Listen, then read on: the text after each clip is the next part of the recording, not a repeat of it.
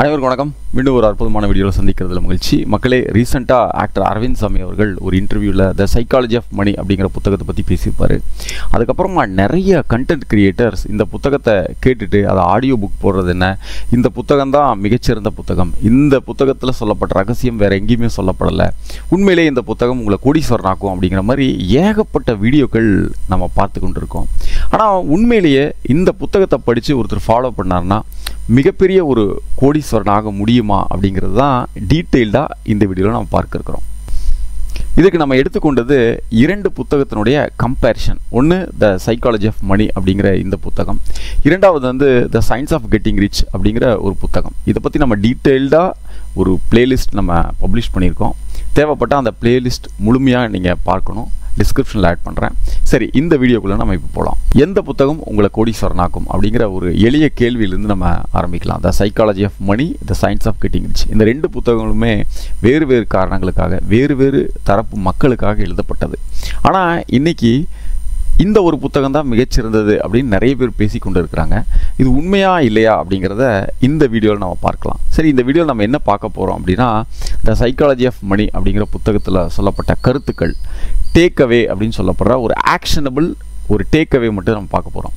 அந்த புத்தகத்தில் சொல்லப்பட்ட கருத்துக்கள் என்ன, அதை ஒரு சின்ன சின்ன விஷயமாக பிரித்து என்னென்ன ஸ்டெப்ஸ் நம்ம ஃபாலோ பண்ணணும் அப்படிங்கிறத பார்க்குறோம். ரெண்டாவது, த சயின்ஸ் ஆஃப் கெட்டிங் ரிச்லேயும் இதே மாதிரி ஆக்ஷனபிள் ஸ்டெப்ஸ் என்னங்கிறத பார்க்க போகிறோம்.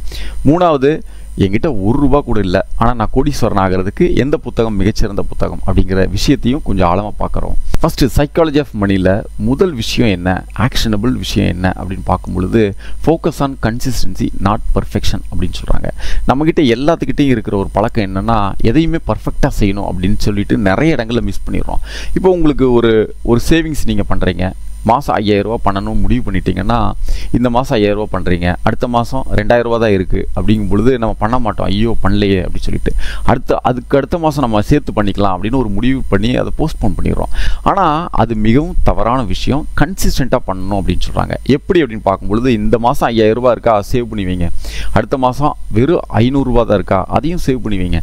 இல்லை அடுத்த மாதம் வெறும் ₹1 தான் இருக்கா, அதையும் சேவ் பண்ணி வைங்க.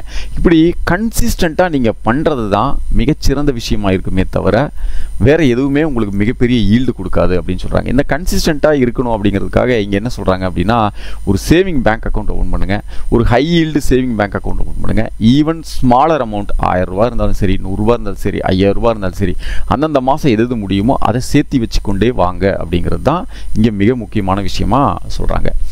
இரண்டாவது, இன்விசிபிள் வெல்த்தை நீங்கள் ஃபோக்கஸ் பண்ணுங்கள், பில்ட் பண்ணுங்கள் அப்படின்னு சொல்கிறாங்க.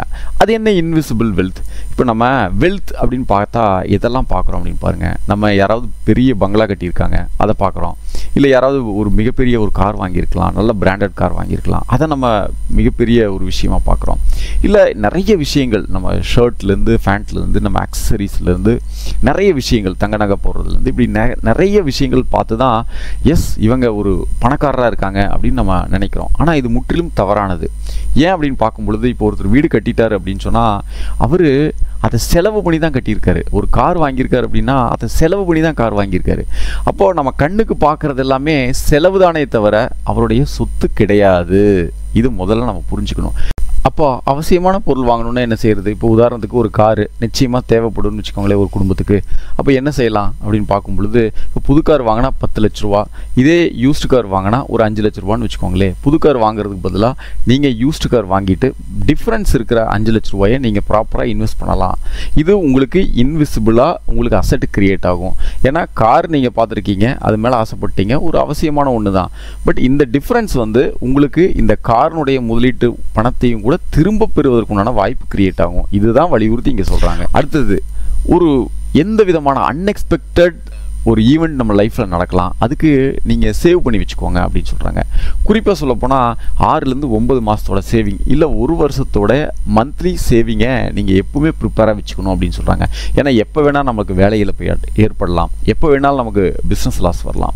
அந்த மாதிரி சமயங்களில் இது நமக்கு ஹெல்ப் பண்ணும். அப்போ உங்களுக்கு மாதம் ஒரு ₹10,000 வருமானம் இருக்குதுன்னு வச்சுக்கோங்களேன், நீங்கள் அட்லீஸ்ட் ₹60,000 இல்லாட்டி ₹90,000 இல்லாட்டி ₹1,20,000 உங்களுடைய சேவிங் பேங்க் அக்கௌண்ட்டில் வச்சுருக்கணும். எனி எமர்ஜென்சிக்கு நம்ம அதை எடுத்து பயன்படுத்துகிறதா இருக்கணும். இது மூணாவது விஷயம். நான்காவது விஷயம் இந்த லக் அண்ட் ரிஸ்க் அப்படின்னு சொல்கிறாங்க. நீங்கள் எங்கே இன்வெஸ்ட் பண்ணியிருந்தாலும் அதை டைவர்சிஃபை பண்ணுங்க அப்படின்னு ஒரு வாசகம் சொல்கிறாங்க. உதாரணத்துக்கு நம்ம ஸ்டாக் மார்க்கெட்டில் ஒரு 10,000 ரூபாய் இன்வெஸ்ட் பண்ணியிருப்போம், பேங்க் டெபாசிட்டில் ஒரு 50,000 ரூபாய் இருக்குது அப்படின்னு சொன்னால் அந்த ஸ்டாக் மார்க்கெட்டில் எப்போ வேணாலும் வாலட்டிலிட்டி ரேஷியோ அதிகமாக இருக்கும் பொழுது நம்முடைய பணம், நம்முடைய முதலீடு குறைவாக மாறுவதற்கு நிறைய வாய்ப்புகள் இருக்குது. அப்போது அந்த மாதிரி நிறைய நேரங்களில் ரிஸ்க் எடுக்கிறதுக்கு நீங்கள் தயாராக இருக்கணும். அந்த ரிஸ்க் என்ன அப்படிங்கிறது தெரியணும். அதே நேரத்தில் நீங்கள் உங்களோட இன்வெஸ்ட்மெண்ட்டை டைவர்சிஃபை பண்ணிடுங்க. லோ ரிஸ்க் இருக்கக்கூடிய விஷயங்களில் இன்வெஸ்ட் பண்ணுங்கள். அதுதான் மிகச்சிறந்த ஒரு முதலீடாக இருக்கும் அப்படின்னு சொல்கிறாங்க. அடுத்தது 5வது விஷயம் வந்து பார்த்திங்கன்னா த பவர் ஆஃப் காம்பவுண்டிங் அப்படின்னு சொல்லுவாங்க. இதை பற்றி நிறைய புத்தகங்கள் இருக்குது. எல்லா வெல்த் கிரியேட்டரும் இதை பற்றி தான் பேசுவாங்க. இந்த பவர் ஆஃப் காம்பவுண்டிங் அப்படிங்கிறது ரொம்ப சிம்பிளாக புரிஞ்சுக்கணும். அப்படின்னா நீங்கள் 1 லட்ச ரூபாய் எடுத்துகிட்டு போய் பேங்க்கில் டெபாசிட் பண்ணுறீங்க. 1 வருட காலங்களில் அது ஒரு 8% இன்ட்ரெஸ்ட் வருதுன்னு வச்சுக்கோங்களேன். 1,08,000 ரூபா ஆகும். அடுத்த வருஷம் அது அப்படி 1,08,000 ரூபா நீங்கள் முதலீடு பண்ணும் பொழுது அந்த 8,000 ரூபாய்க்கும் சேர்ந்து ஒரு 7% இன்ட்ரெஸ்ட், 8% இன்ட்ரெஸ்ட் வந்துச்சுன்னா எவ்வளோ நல்லாயிருக்கும். இதே போல் வருஷம் அந்த இன்ட்ரெஸ்ட்டும் சேர்ந்து அக்குமுலேட் ஆகிறதுனால உங்களுடைய முதலீடு பல மடங்கு பெருகக்கூடிய வாய்ப்புகள் இருக்குது. வாரன் பஃபெட் அவர்களுடைய 90% ஆஃப் த வெல்த் அவருடைய 60 வயசுக்கு மேலே தான் கிரியேட் ஆகிருக்கு. அப்போ இங்கே என்ன சொல்ல வராங்க அப்படின்னா, ஈவன் நீங்கள் ஒரு 1000 ரூபா பெர் மந்த் நீங்கள் சேவ் பண்ணி வந்தாலும் கூட அது எவ்வளோ ஏர்லியாக நீங்கள் ஸ்டார்ட் பண்ணுறீங்களோ. இப்போ உதாரணத்துக்கு வந்து பார்த்தீங்கன்னா உங்களுக்கு ஒரு 25 வயசு இருக்கலாம், நீங்கள் மாதம் 1000 ரூபா சேர்த்திட்டு வரீங்க. ஒரு அப்ராக்சிமெண்ட்டாக ஒரு 65 வயசு ஆகும் பொழுது ஒரு 40 வருஷம் கழித்து பார்த்தீங்கன்னா நீங்கள் மாதம் 1000 ரூபா தான் சேர்த்திட்டு வந்திருப்பீங்க. ஒரு 7% இன்ட்ரெஸ்ட் நீங்கள் போட்டாலும் கூட 25 லட்ச ரூபா அப்ராக்சிமெண்ட்டாக உங்கள் அக்கௌண்ட்டில் இருக்கும். இது த பவர் ஆஃப் காம்பவுண்டிங்கில் மிகப்பெரிய ஒரு விஷயமாக கருதப்படுது. அதுக்கப்புறமா don't compare your self to others. இப்போ நம்ம எதெல்லாம் நம்ம கம்பேர் பண்ணுறோன்னு பாருங்கள். இது 6வது மிக முக்கியமான விஷயம். இப்போது யாராவது ஒரு கார் வாங்கிட்டாங்க, நல்ல வீடு வாங்கிட்டாங்க, இல்லை ஒரு பெரிய டூர் போகிறாங்க, லக்ஸுரியான ஒரு ஐட்டம் பர்ச்சேஸ் பண்ணுறாங்க அப்படின்னு சொன்னால் நம்மக்கிட்ட இல்லையே அப்படின்னு சொல்லிட்டு நம்மளை அவங்க கூட நம்ம கம்பேர் பண்ணிக்கிறோம். இந்த மாதிரி விஷயங்களுக்கு பண்ணவே கூடாது அப்படின்னு சொல்கிறாங்க. இன்ஸ்டெட் இந்த மாதிரி பண்ணும்பொழுது சரி அவங்களுக்கு இருக்குது வாங்கிட்டு போகிறாங்க, எனக்கு என்ன இருக்குது அப்படின்னு பார்க்கும்பொழுது எங்கிட்ட இருக்கிற 1000 ரூபாயோ 10,000 ரூபாயோ இல்லை லட்ச ரூபாயோ என்னுடைய போர்ட்ஃபோலியோ பில்ட் பண்ணுறதுக்கு, என்னோடய க்ரோத்தை, என்னுடைய மணி க்ரோத்தை பில்ட் பண்ணுறதுக்கு எதெல்லாம் வழிகள் இருக்கிறதோ அதெல்லாம் தேடி இன்வெஸ்ட் பண்ணுங்கள், போர்ட்ஃபோலியோவை பெருசு பண்ணுங்கள், செலவு செய்யாதீர்கள் அப்படின்னு தான் இந்த விஷயத்தை வலியுறுத்துகிறாங்க. 7வது மிக முக்கியமான விஷயம் என்னென்னா வெல்த் அண்ட் டைமை பேலன்ஸ் பண்ணுங்கள் அப்படின்னு சொல்கிறாங்க. இப்போது உதாரணத்துக்கு ஒருத்தருக்கு வருஷத்துக்கு 50 லட்ச ரூபா சம்பளம் இருக்குது அப்படின்னா ஒரு நாளைக்கு 13 மணி நேரம் 14 மணி நேரம் வேலை செய்யணும்னா நிச்சயமாக அவருக்கு இரிட்டேட் தான் ஆகும். அவருக்கு 50 லட்ச ரூபாய் இல்லை 1 கோடி ரூபா சம்பளம் கொடுத்தாலும் கூட அது எந்த வகையிலையுமே அது பர்ஃபெக்டாக அமையாது. ஏன்னா அவர் சம்பாதிக்கிறதுக்காக தனது வாழ்நாளம் முழுவதுமே இழந்து கொண்டே தான் இருப்பார். ஆனால் இந்த இடத்துல அவங்க பேலன்ஸ் வச்சுக்கோங்கன்னு சொல்கிறாங்க. அதாவது ஒரு குறிப்பிட்ட நேரத்தில் வேலை செய்யுங்க, எனாஃப் மணி வரட்டும், உங்களுடைய டைம் ஃப்ரீ டைமை நீங்கள் அலோகேட் பண்ணுங்கள், ஃபேமிலி கூட ஸ்பெண்ட் பண்ணுங்கள், உங்களுக்கு பிடிச்ச விஷயங்களை செய்யுங்க, ஒரு ஹாபியை பில்ட் பண்ணிக்கோங்க. இந்த மாதிரி விஷயங்களுக்கு நீங்கள் டைம் ஒதுக்குங்க. இந்த டைம் ஃப்ரீடம் மிக மிக முக்கியம். இந்த டைம் ஃப்ரீடம் இல்லாட்டி நீங்கள் சம்பாதிக்கிறது அனைத்துமே வீண். அதனால் ஒரு பேலன்ஸ்டாக வச்சுக்கோங்க அப்படின்னு சொல்கிறாங்க. அதுக்கப்புறமா ப்ரிப்பேர் ஃபார் அன்சர்டனிட்டி. இப்போ எனி டைம் என்ன வேணால் நடக்கலாம் அப்படிங்கும் பொழுது நீங்கள் எதுக்குமே தயாராக இருக்கணும். உங்களுடைய முதலீடு நிறைய இடங்களில் இன்வெஸ்ட் பண்ணியிருப்பீங்க, ஸ்டாக் மார்க்கெட்டில், பேங்க்கு, இந்த மாதிரி நிறைய இடங்களில், ரியல் எஸ்டேட், அப்படி நிறைய இடங்களில் இன்வெஸ்ட் பண்ணியிருப்பீங்க. இப்போ உதாரணத்துக்கு வந்து பார்த்தீங்கன்னா ஸ்டாக் மார்க்கெட் கிட்டத்தட்ட ஒரு 10% 15% ஃபால் ஆகுதுன்னு வச்சுக்கோங்களேன். நம்ம எல்லாத்துக்குமே ஒரு ஃபியர் வரும். என்ன ஃபியர் வரும்னா, ஐயோ நம்மளுடைய முதலீடு குறைஞ்சிக்கொண்டே இருக்குது, நம்ம இதுலேருந்து வெளியில் வந்துடலாம் அப்படின்னு வெளியில் வந்துடுவாங்க. ஆனால் இந்த இடத்துல கொஞ்சம் புத்திசாலித்தனமாக ஒருவேளை கீழே வந்தாலும் கூட இந்த இடத்துல நான் நிறைய இன்வெஸ்ட் பண்ணுவேன், இது வந்து மிகப்பெரிய எனக்கு ஒரு இன்னொரு ஆப்பர்ச்சுனிட்டி இது கொடுத்துருக்கு அப்படின்னு சொல்லிட்டு அந்த இடத்துலையும் நம்ம இன்வெஸ்ட் பண்ணுறது தான் புத்திசாலித்தனம். அதுதான் இந்த 8வது பாயிண்டில் சொல்கிறாங்க. 9வது விஷயம், இது மிக மிக முக்கியமான விஷயம், ரீசனபிள் ஃபினான்ஷியல் டிசிஷன் எடுங்கன்னு சொல்கிறாங்க. அதாவது ரொம்ப லாங் டேர்மில் குறைந்த வட்டி கிடைச்சாலும் பரவாயில்ல, ரொம்ப லாங் டேர்மில் எது க்ரோத் ஆகுதோ அதில் நீங்கள் ஃபோக்கஸ் பண்ணுங்கள், அதில் நீங்கள் இன்வெஸ்ட் பண்ணுங்கள் அப்படின்னு சொல்கிறாங்க. நம்ம நிறைய சிட் ஃபண்ட்ஸ் பார்த்துருக்கோம், நிறைய ஸ்டாக் மார்க்கெட் ஃபேக் இன்வெஸ்ட்மெண்ட் நிறைய இடத்துல பார்த்துருக்கோம், தினமும் பேப்பரில் படிக்கிறோம், நியூஸில் பார்க்குறோம். எல்லாத்துலேயும் என்ன சொல்கிறாங்கன்னா அதிக வட்டிக்கு ஆசைப்பட்டு மக்கள் முதலீடு பண்ணுறாங்க, அதை எடுத்துகிட்டு அவங்க சீட் பண்ணிடுறாங்க அப்படின்னு சொல்கிறாங்க. அப்போது நீங்கள் 1 வருஷமோ 2 வருஷமோ 50% 100% ரிட்டர்ன் கிடைக்குது அப்படின்னு சொல்லிட்டு நீங்கள் இன்வெஸ்ட் பண்ணுறதை தவிர்த்துட்டு 10% ரிட்டர்ன் கிடைச்சாலும் பரவாயில்ல, அது அழகாக க்ரோ ஆகிட்டு வரும். காம்பவுண்டட் இன்ட்ரெஸ்ட்டில் நிறைய நம்மளுக்கு ரிட்டர்ன்ஸ் கிடைக்கும் அப்படிங்கிற இந்த ஒரு புரிதல், லாங்கர் ரன்னில் இதுதான் ஜெயிக்கும் அப்படிங்கிறத இதில் நம்பிக்கை வச்சு நீங்கள் இன்வெஸ்ட் பண்ணுங்கள். ஒரு ஷார்ட் டேர்மில் நம்ம டெம்ப்ட் பண்ணுற ஒரு விஷயத்துக்கு நம்ம போயிட வேண்டாம், ஒரு லாங் டேர்மை பாருங்கள் அப்படின்னு சொல்கிறாங்க. 10வது விஷயம், மிக முக்கியமான விஷயம், அண்டர்ஸ்டாண்ட் யுவர் மணி சைக்காலஜி அப்படின்னு சொல்கிறாங்க. உங்களுடைய மணி சைக்காலஜி எப்படி இருக்குது, உங்களோட பிஹேவியர்ஸ் எப்படி இருக்குது. நீங்கள் எதை பார்த்தாலும் ஆசைப்பட்டு அதை வாங்கிடுறீங்க, செலவு செஞ்சிடுறீங்க, கடைசியில் மாத கடைசியில் உட்காந்து ஐயோ பணம் இல்லையே அப்படின்னு வருத்தப்படுற இந்த மாதிரி கேரக்டர் இருந்துச்சுன்னா கொஞ்சம் அட்ஜஸ்ட் பண்ணிக்கோங்கன்னு சொல்கிறாங்க. டிலேடு கிராட்டிஃபிகேஷனை பயன்படுத்து அப்படின்னு சொல்கிறாங்க. உங்களுக்கு ஏதோ ஒரு விஷயம் வாங்கணும்னு உங்களுக்கு ஆசை வந்தாலும் கூட அது எதற்காக வாங்கணும் உங்களுக்கு தோணுச்சு அப்படிங்கிறத டீட்டெயிலாக ஒரு ஜேர்னல் எழுதுங்க. ஒரு முறைக்கு 2 முறை திங்க் பண்ணுங்கள், அது அவசியமானு பாருங்கள். இல்லை இது அவசியம் இல்லை இருந்தாலும் வாங்கணும்னு டெம்ப்டிங் இருக்குது அப்படின்னு சொன்னால் உங்களுடைய ஒரு மைண்ட் செட்டை மாற்றக்கூடிய சில வேலைகள் இறங்குங்க. மெடிடேட் பண்ணுங்கள், இது வேண்டாம் இப்போ வேண்டாம் இன்னொரு நாளைக்கு வாங்கிக்கலாம் அப்படின்னு சொல்லி அதை போஸ்ட்போன் பண்ணுங்கள். இப்படி அந்த செலவுகளை கொஞ்சம் கண்ட்ரோல் பண்ண சொல்லி தருது இந்த பார்ட்.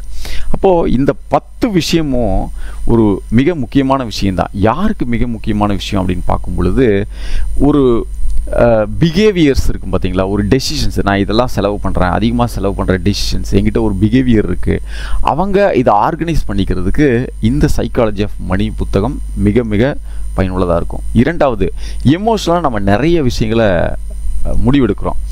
ஒரு வீடு வாங்குறதாகட்டும், கார் வாங்குறதாகட்டும், அடடா நம்மளை ஒரு இடத்துல அவமானப்படுத்திட்டாங்க, நம்ம உடனே வீடு வாங்கி ஆகணும், ஒரு இடத்துல அவமானப்படுத்திட்டாங்க நான் கார் வாங்கி ஆகணும் அப்படின்னு சொல்லி எமோஷனலாக நம்ம நிறைய டெசிஷன்ஸ் எடுக்கிறோம். அதுக்கு பதிலாக எமோஷனலாக விட்டுட்டு எது லாஜிக்காக எது ரீசனபுளாக இருக்கோ அந்த டெசிஷன் எடுப்பதற்கு இந்த சைக்காலஜி ஆஃப் மணி மிக மிக அவசியமாக இருக்கிறது.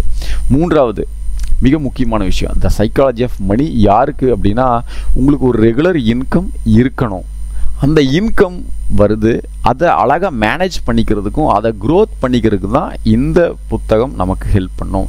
இதில் நிறைய விஷயங்கள் பேசப்பட்டிருந்தாலும் கூட இந்த வீடியோவில் நம்ம மிக சுருக்கமாக தான் பார்த்துருக்கோம். நிறைய ஸ்கில்ஸை வளர்த்திக்கோங்க, எது அதிகமான பணம் கொடுக்கக்கூடிய சில திறமைகளை வளர்த்திக்கோங்க அப்படின்னு நிறைய விஷயங்கள் இதில் பேசப்பட்டாலும் கூட இந்த புத்தகம் பணம் ரெகுலராக ஒருத்தர் வருது, அதை மேனேஜ் பண்ணிக்கிறதுக்கு உண்டான அற்புதமான ஒரு புத்தகம் தான். சரி, நம்ம இப்போது the science of getting rich இந்த விஷயத்துக்கு வருவோம்.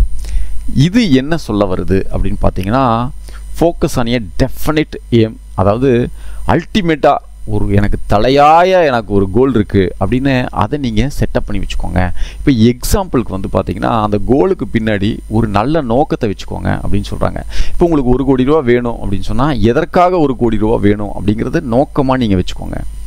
இப்போது எனக்கு வீடு வாங்குறதுக்கு 1 கோடி ரூபா தேவைப்படலாம், இல்லை நான் ஒரு பிஸ்னஸ் ஆரம்பிக்கணும், ஒரு மிகப்பெரிய ஒரு பிஸ்னஸ் பில்ட் பண்ண போகிறேன், அதுக்கு எனக்கு பணம் தேவைப்படலாம், இல்லை நான் இந்த விஷயத்தை செஞ்சு அதனால் மிகப்பெரிய ஒரு மாற்றத்தை உருவாக்குறேன் இந்த சமுதாயத்தில், அந்த நல்ல நோக்கத்திற்கு எனக்கு பணம் தேவைப்படலாம் அப்படின்னு சொல்லிட்டு உங்களுக்கு பணம் தேவை அப்படிங்கிற அந்த பார்ட்டில் மட்டும் நிற்காம எதற்காக பணம் தேவை அப்படிங்கிற அந்த இடத்துக்கு வாங்க.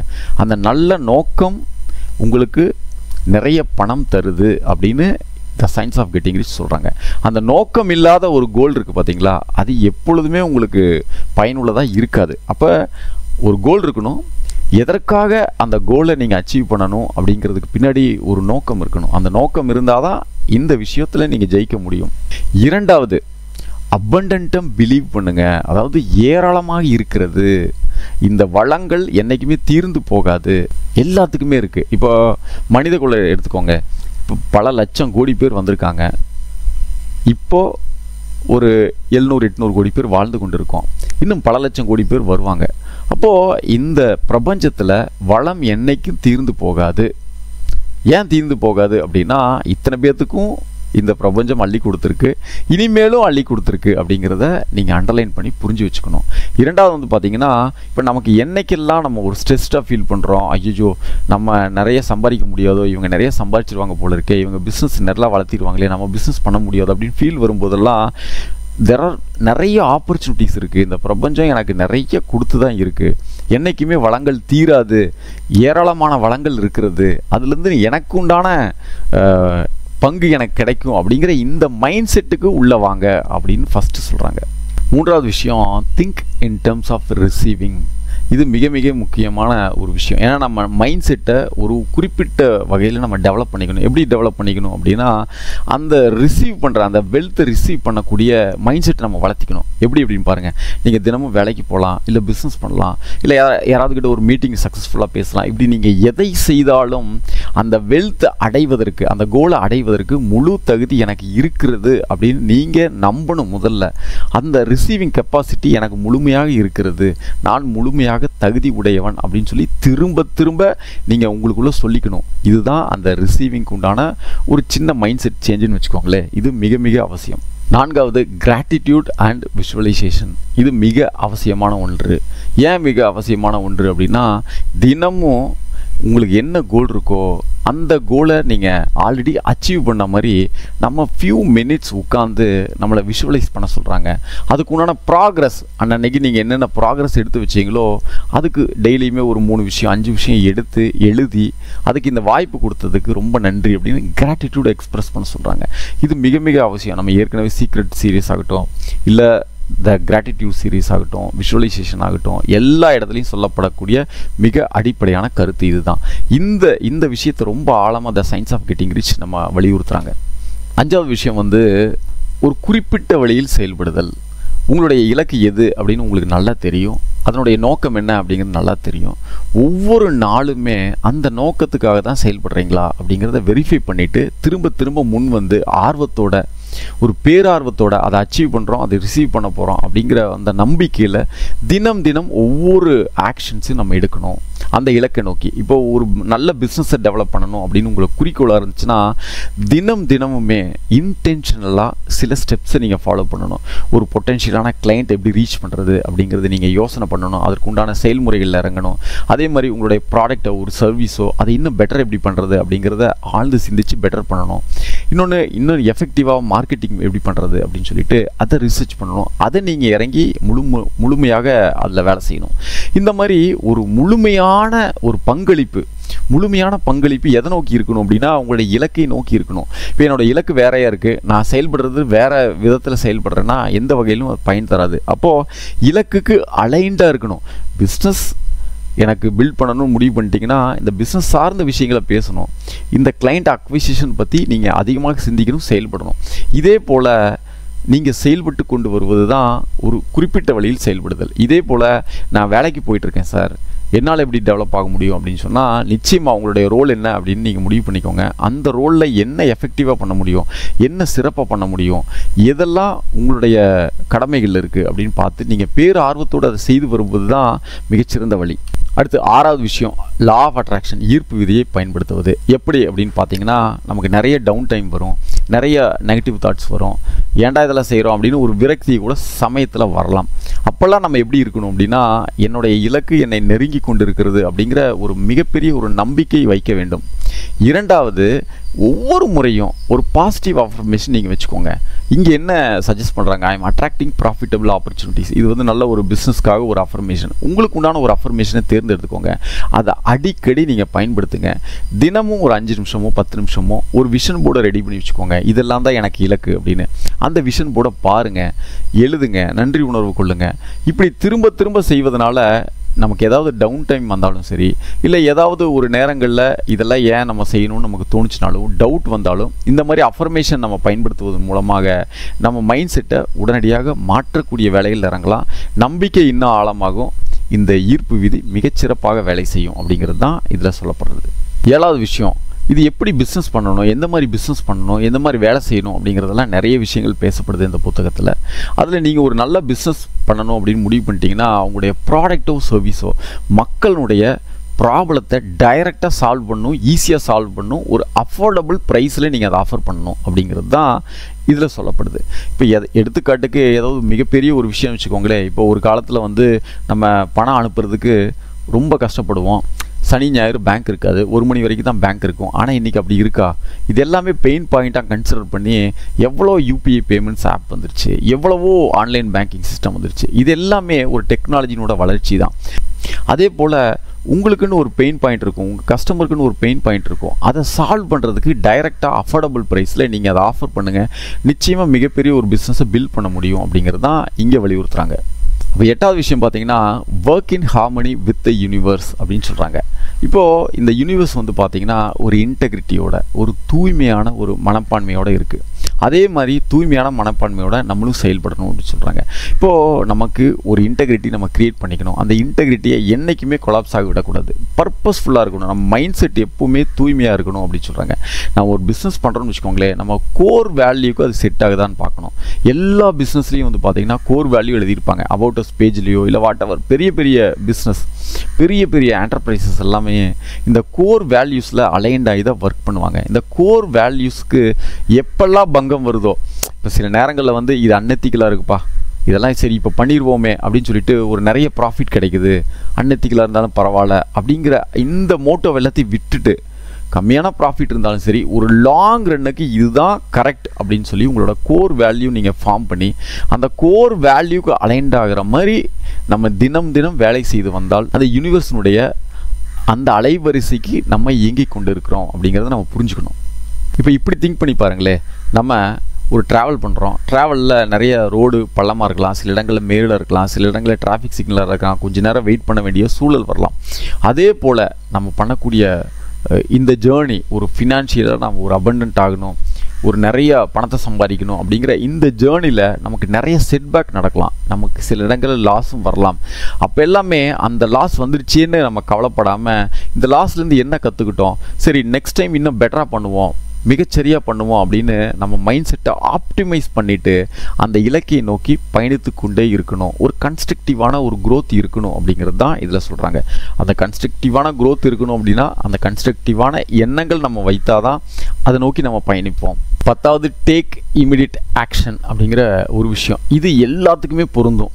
இப்போ நீங்கள் ஒரு வேலைக்கு போனாலும் சரி, ஒரு வேலையை மாற்றணும்னு முடிவு பண்ணிட்டீங்கன்னா அதுக்குண்டான சூழல் வரும் பொழுது இமீடியட்டாக நீங்கள் மாறிடணும். 2வது பிஸ்னஸ் பண்ணுறீங்க, இந்த பிஸ்னஸ் விட்டு வேற ஒரு பிஸ்னஸ்க்கு போகணுன்னாலும் கூட அதுக்குண்டான சூழல் வரும் வரைக்கும் நம்ம வெயிட் பண்ணணும். வந்த உடனே இமீடியட்டாக நம்ம ஒரு ஆக்ஷன் எடுக்கணும். இல்லை நல்ல நேரம் பார்த்து எடுத்துக்கிறேன், அடுத்த வருஷத்துலேருந்து பார்த்து எடுத்துக்கிறேன், எனக்கு இந்த சனி திசை நடக்குது, ராகு திசை நடக்குது அப்படிலாம் வெயிட் பண்ண வேண்டிய அவசியம் கிடையாது. ஏன்னா நல்ல நேரம் அப்படிங்கிறது வந்து பார்த்து செயல்பட்டு ஒருத்தர் கோடீஸ்வரன் ஆக முடியாது. இமீடியட்டாக உங்களுக்கு என்ன தோணுதோ அதை நீங்கள் செயல்படுத்தி கோடீஸ்வரன் ஆகலாம். அப்போ பர்ஃபெக்ட் டைம் பார்த்து நம்ம வெயிட் பண்ண வேண்டியதில்லை. நல்ல ஒரு மார்க்கெட் கிராஷ் ஆனால் தான் நான் இன்வெஸ்ட் பண்ணுவேன் அப்படின்னு உட்காந்துருக்க வேண்டியதில்லை. உங்களால் இன்றைக்கி என்ன முடியுதோ அதை நீங்கள் இன்னைக்கு இன்வெஸ்ட் பண்ணுங்கள். இமீடியட்டாக ஆக்ஷன் எடுப்பது தான் அந்த இலக்கை நோக்கி நீங்கள் நகர்வதற்குண்டான முதல் படி அப்படின்னு தான் இந்த புத்தகம் சொல்லுது. சரி, இந்த புத்தகத்தில் இது மட்டும் இல்லை, நிறைய விஷயங்கள் சொல்லுது. எப்படி சிந்திக்கணும், எப்படி செயல்படணும், எப்படி மனோசக்தியை பயன்படுத்தணும், எப்படி மக்கள் மத்தியில் இருக்கணும், திறமைகள்லாம் ஏன் எடுத்துக்கணுமா வேண்டாமா, நிறைய கற்றுக்கிறது நல்லதா, வேறு எந்த புத்தகத்தையும் நிறைய படித்து செயல்படுத்துறது நல்லதா, இல்லை இதை ஒன்றில் இருக்கிறதா நல்லதா அப்படின்னு சொல்லி நிறைய விஷயங்கள் இந்த புத்தகத்தில் பேசப்படுது.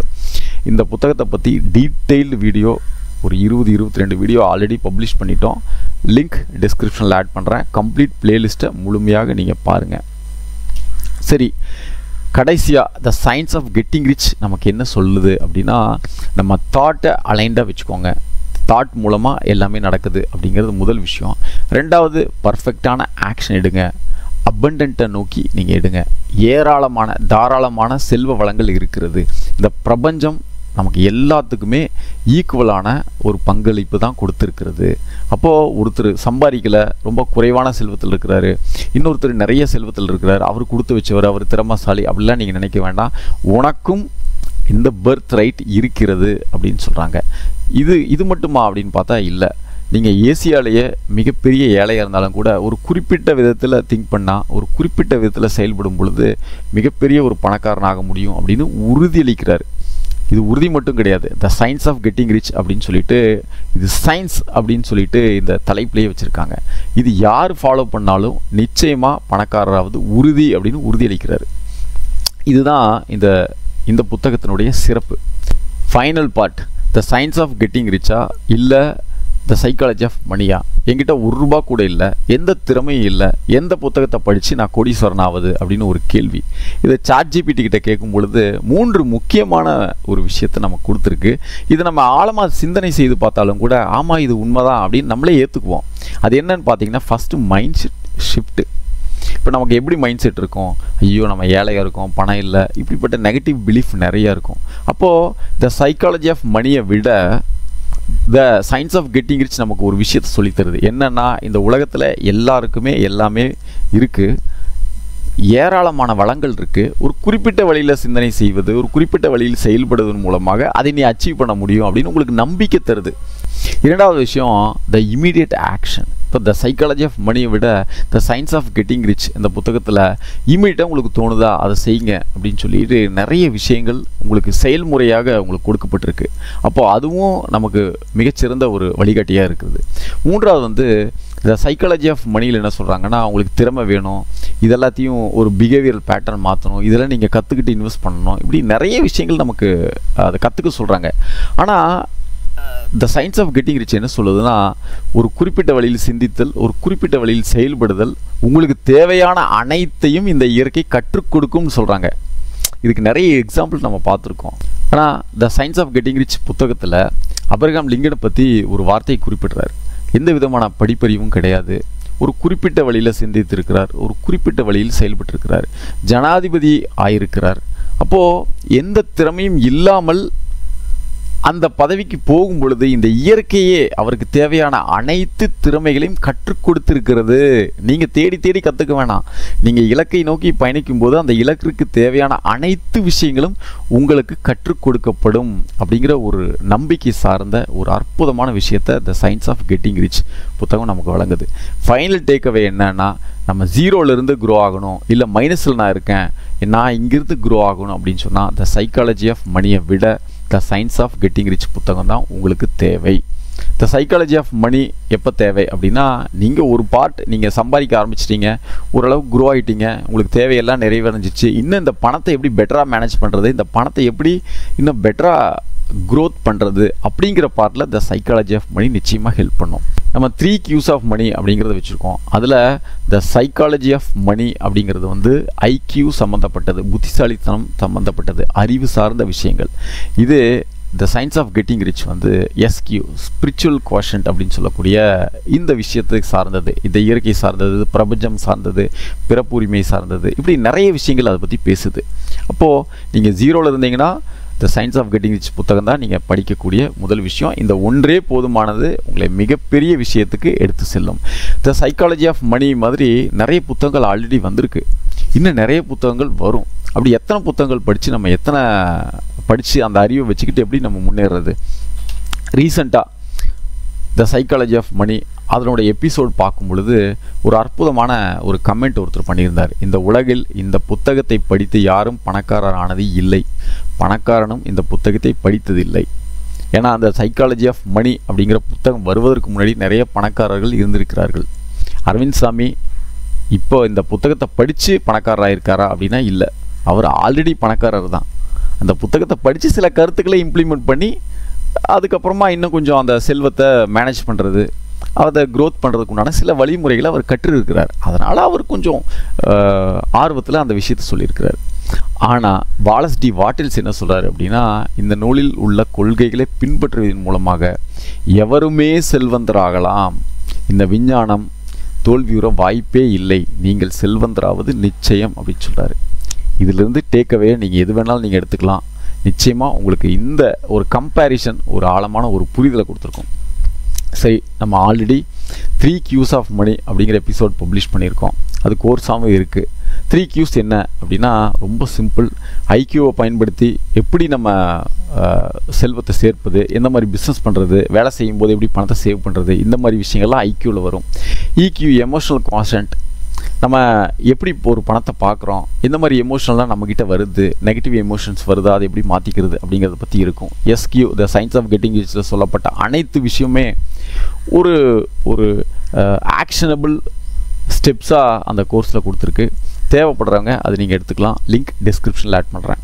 சரி, மீண்டும் இன்னொரு அற்புதமான வீடியோவில் உங்களை கூடிய சீக்கிரம் சந்திக்கிறேன். அதுவரை நன்றி.